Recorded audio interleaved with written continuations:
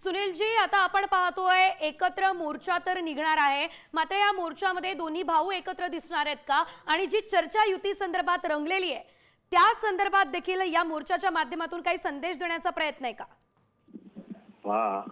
अख्ख्या महाराष्ट्राची इच्छा होती की दोन भाऊ एकत्र यावं आणि या महाराष्ट्रामध्ये मराठी माणसाला न्याय द्यावा। आज मराठी माणसाची स्थिती अत्यंत वाईट आहे। मराठी माणसाला वाली नाही आणि मराठी माणसांमध्ये मतांच्या रूपाने फूट पडत होती।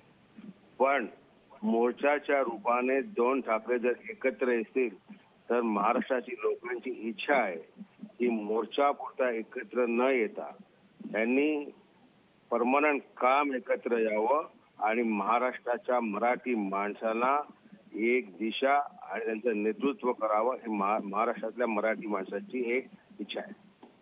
निश्चितच धन्यवाद, तुम्ही आमच्या सोबत बातचीत केली त्यासाठी।